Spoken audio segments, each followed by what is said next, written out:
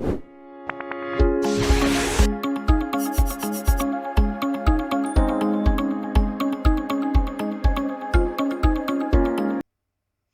time to clean the kitchen. So you load the dishwasher and put in a cube of dishwasher detergent. You put the dishes in the sink and pour in some liquid soap. You clean the window with some glass cleaner, and you put some really strong stuff to clean the stove. When it comes time to mop, you pour some liquid cleaner into the mop bucket. So why are there so many different products to clean? And what does pH have to do with cleaning? So the grime versus the cleaner.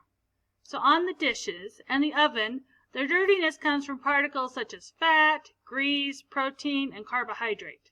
Depending on how long those dishes have been on the counter, you might also find living matter such as mold, yeast, and bacteria.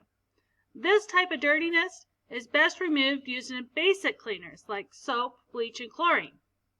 On your windows and floor, the dirtiness is made of rust, hard water deposits, and minerals such as sand, silt, and clay. Oftentimes, acids are used to remove these deposits. So how does this work? Remember that a water particle has really strong bonds. When you add something like soap that is a base, it breaks apart some of those bonds. Have you ever noticed surface tension in water? You'll see that it greatly decreases if you add soap. In general, the soap, when dissolved in water, allows the water to get in between the dirt and the surface we are trying to clean. The acid cleans in a different way. When acid is added to water, it breaks apart and then bonds with the minerals and dirt. Then they are bonded with the acid cleaner instead of the surface that they were making dirty. Typical acid cleaners are vinegar and hydrochloric acid. This explanation is greatly simplified, and there are many other chemical reactions going on.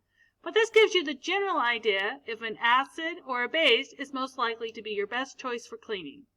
It also explains why we have all these different cleaning products in your house.